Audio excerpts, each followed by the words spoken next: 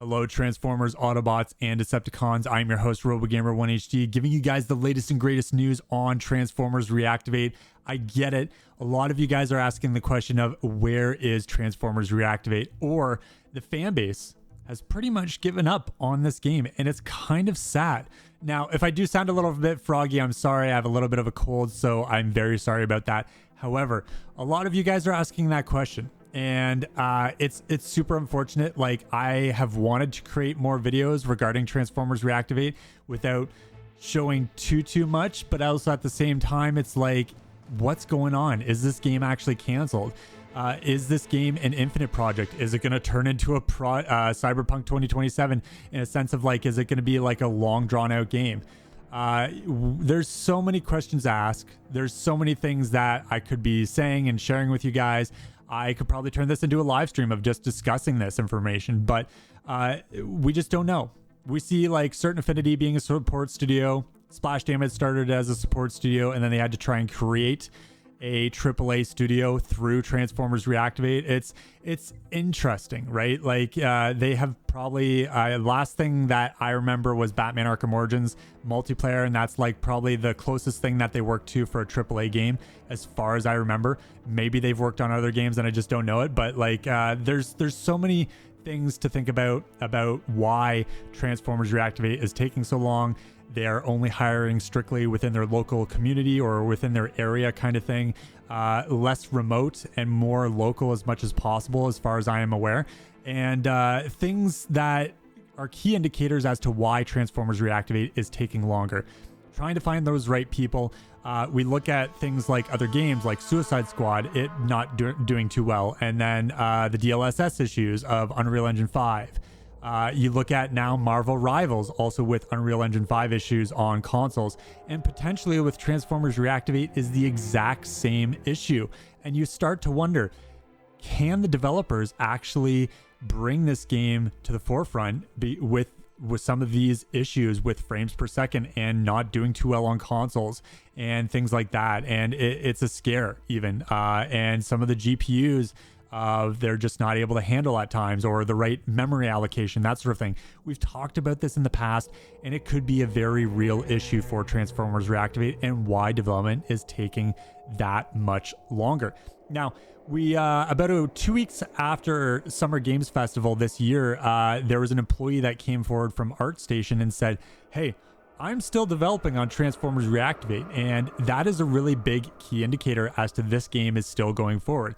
Then you see toys from SDCC 2024 from Hasbro, and they showed off Bumblebee, and he's just a single pack. But also the other thing of there is no toy box background, there is no new renders, that sort of thing. So it makes you wonder, how much did that toy box change? Or is it going to be the exact same, but maybe some added background or information on the box, that sort of thing?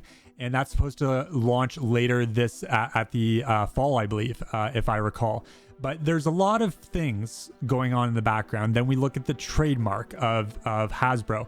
They trademark for video games, they trademark for live service games, and that's the key thing too as to this game moving forward is live service. This game was originally from the beginning a live service game, and it was going to be. Now, with all of this information that we look at of like live service games, the gaming industry not doing too well, and all of these things just piling up on top of each other, it makes you wonder, is Splash Damage doing well, or are they struggling in the background? And who knows, right? I don't know those details because really nobody does, and they shouldn't, because we don't know what the development is like for Splash Damage, where they're going with things. But it sounds to me like the whole gaming industry is struggling right now with certain things, and maybe it's because of Unreal Engine 5.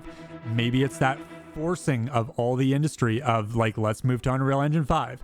Let's move to Unreal Engine 5, that sort of thing, right? So it's just a repetitive thing, and people trying to jump into that engine without fully knowing absolutely everything there is to know about Unreal Engine 5, and it could be a struggle for certain developers.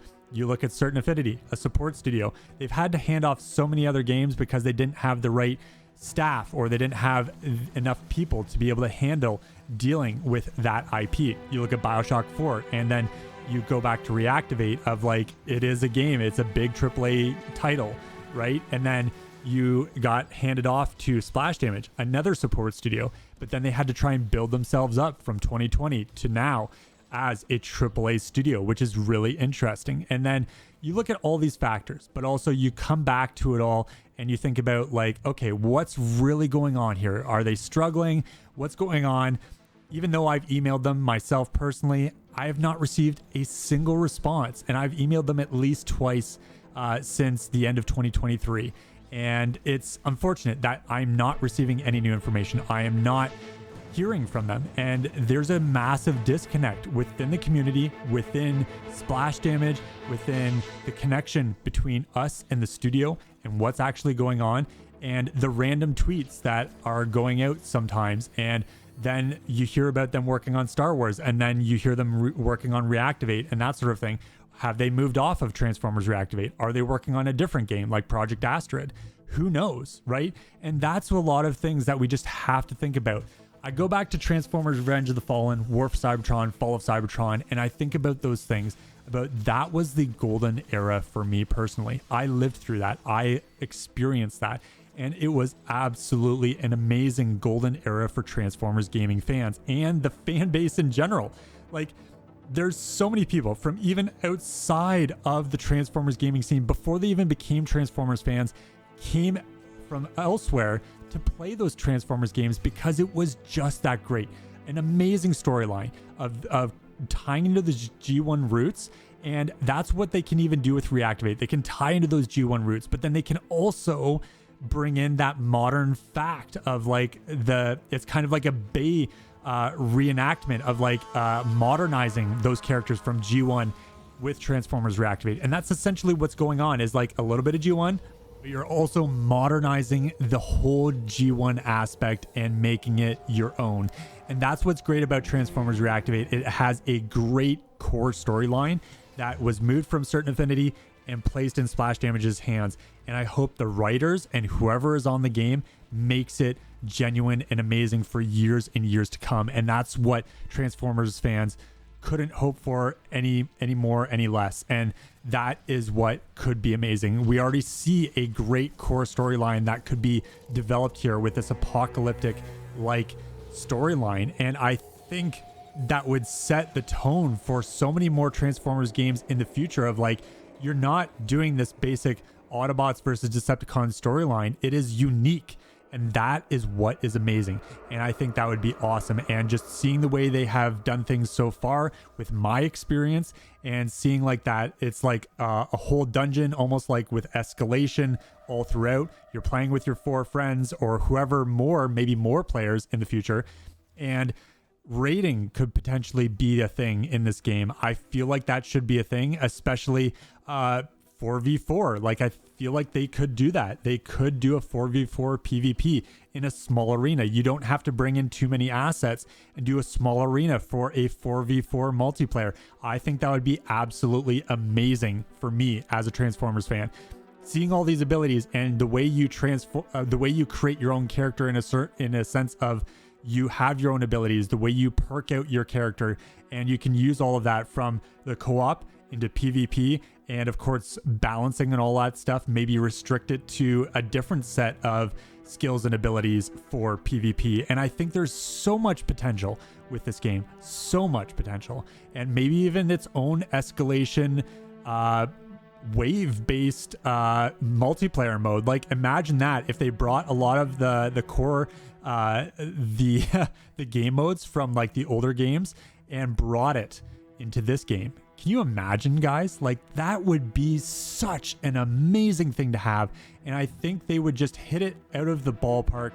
I think they would be absolutely amazing, and they would be loved for years and years to come if they actually did that without like straying too far from the original core idea of where this game started, sticking with that storyline, but also using those multiplayer modes to emphasize how amazing this game is. I don't think that they should strictly stay alliance with the Decepticons. I feel like there should be a PvP mode, because the Decepticons are always the Decepticons. They're always going to fight against the Autobots no matter what happens, even if there is an alliance. Right now, guys, I am super excited about playing games like Final Fantasy XIV. I've been showing off some of the boss trials and things like that in the game. And of course, right now I'm actually doing the Savage raid tier with my raid team on Final Fantasy 14. And I get it. You guys may not be interested in that, but also at the same time, I am. And I'm excited because there's so many cool new mechanics. It's a brand new story arc. And those kind of things I'd love to see in Transformers Reactivate. It's exciting. So many cool boss battles. And there's so many things that I could envision and see happen with Transformers Reactivate that could emphasize this game and make it amazing.